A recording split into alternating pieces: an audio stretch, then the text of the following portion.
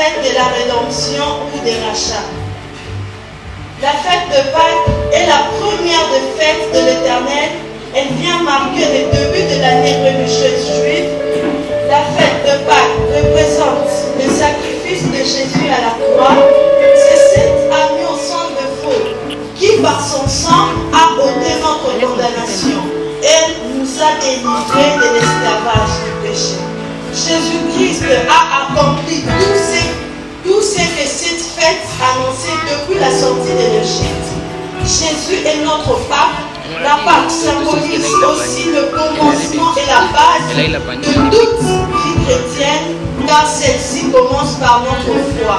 Dans les sacrifices de Jésus, de ces sacrifices vient la réconciliation, la communion avec Dieu, la vie nouvelle, la sainteté, le repos, la joie et la paix. Alléluia.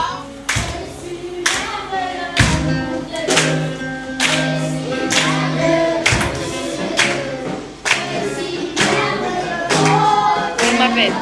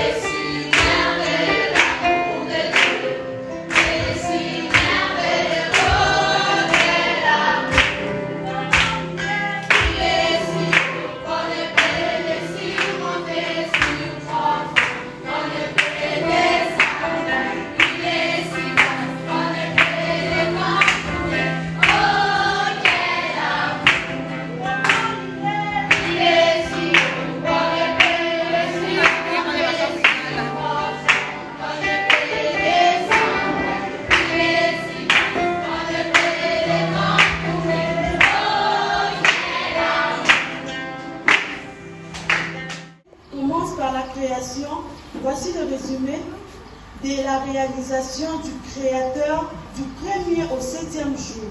J'appelle la sœur Miradi, elle va nous parler de la création du monde.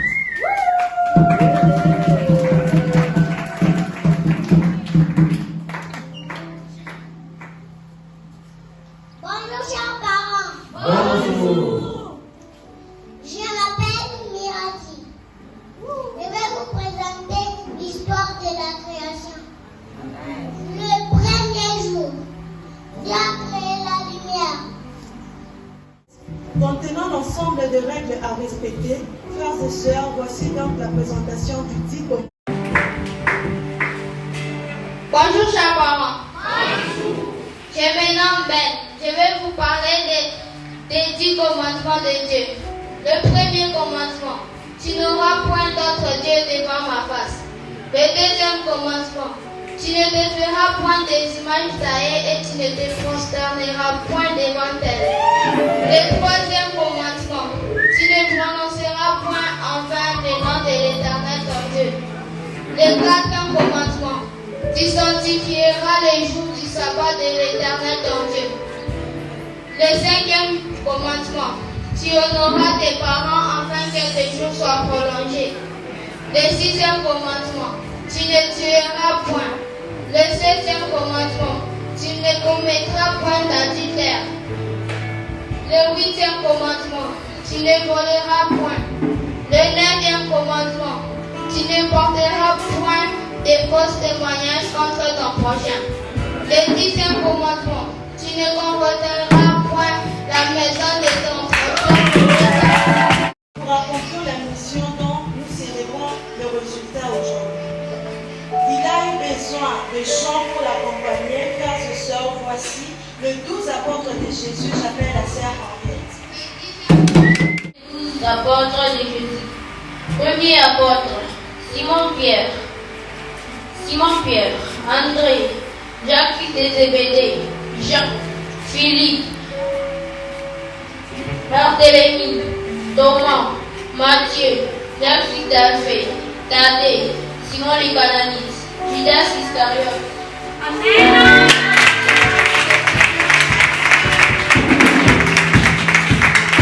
Parler de ce qui s'est passé en Égypte, car notre Dieu a frappé l'Égypte avant la sortie des enfants d'Israël de plusieurs mots. Voici donc les 10 plaies sur l'Égypte. J'appelle la sœur Préciosia.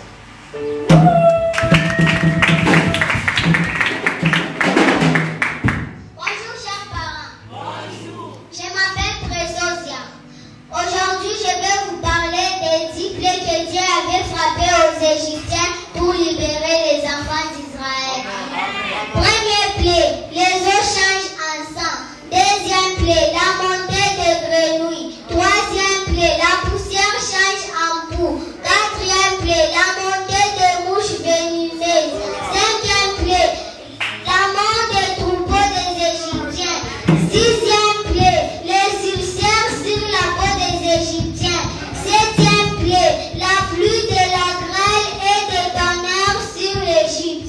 Huitième plaie, la montée des sauterelles sur l'Égypte. Neuvième plaie, les ténèbres pendant 3 jours. Dixième plaie, la mort de tout premier-né. Sur la nation d'Israël, il a été donc capital pour nous d'apprendre aux enfants le nom des fils de Jacob que Dieu avait changé en Israël. J'appelle donc la sœur Ophanie.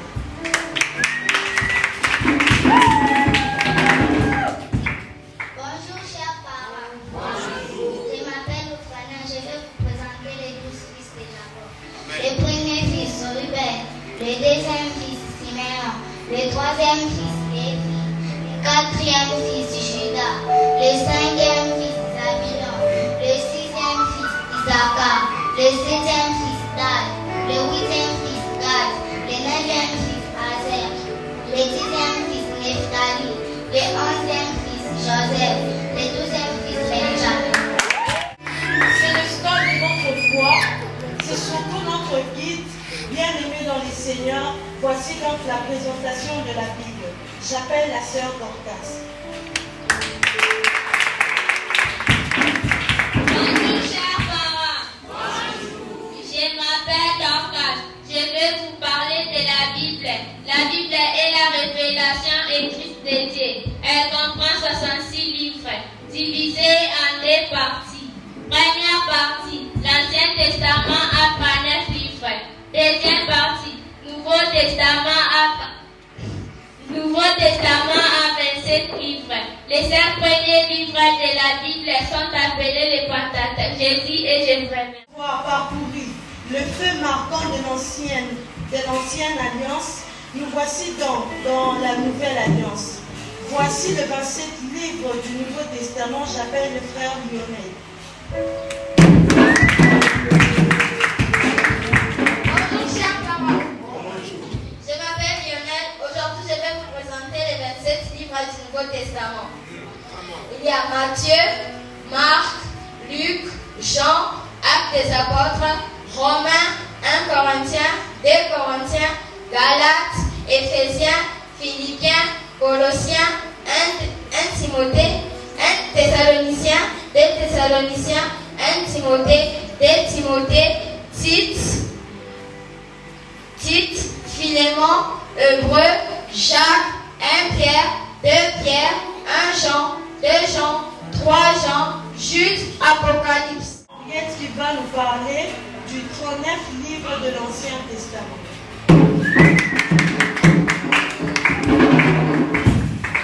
Les 39 livres du Nouveau Testament sont les livres de la loi, Genèse, Exode, Lévitique, Nombre, Deutéronome.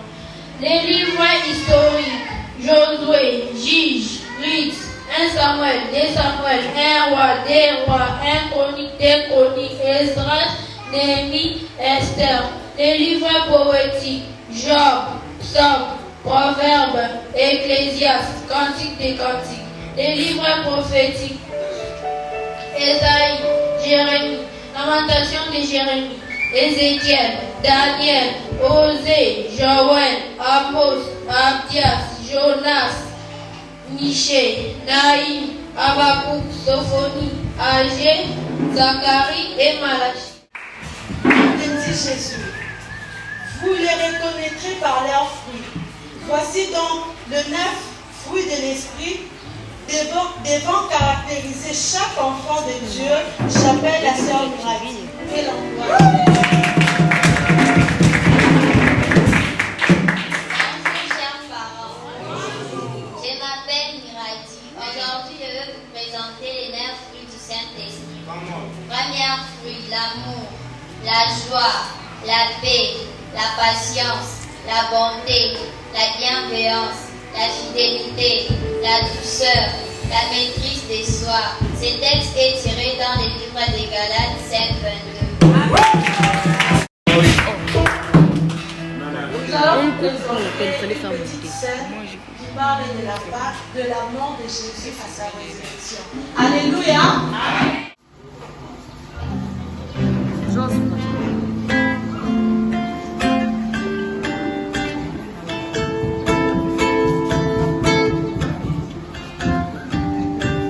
Et après que son corps soit déposé dans les tombeaux, nous pouvons nous asseoir. Afin que les disciples de Jésus ne viennent voler les corps.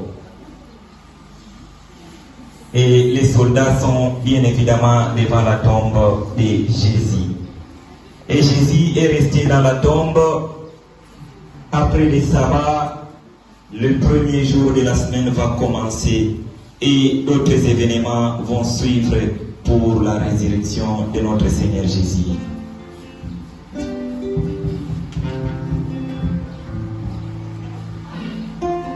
Il y eut un tremblement et les soldats qui gardaient la tombe furent tombés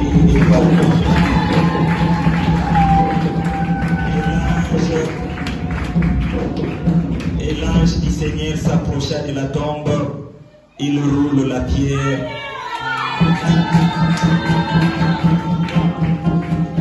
Et il s'assied dessus. Et bien évidemment, chers frères et sœurs, notre Jésus qui était mis dans la tombe est vide. Dans notre temps, les femmes sont en train de venir pour venir terminer d'embaumer le corps de Jésus. elles viennent avec les parfums et les aromates afin de continuer le travail qui n'était pas fini sur le corps de Jésus. Les voici.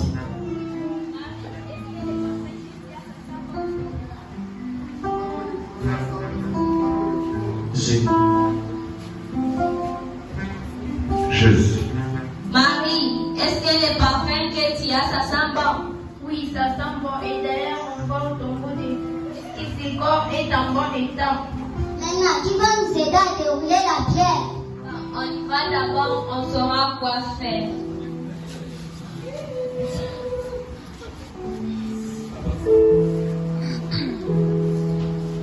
Pour vous, n'ayez pas peur, car je sais que vous êtes venus chercher Jésus-Christ qui était mort. Il est ressuscité.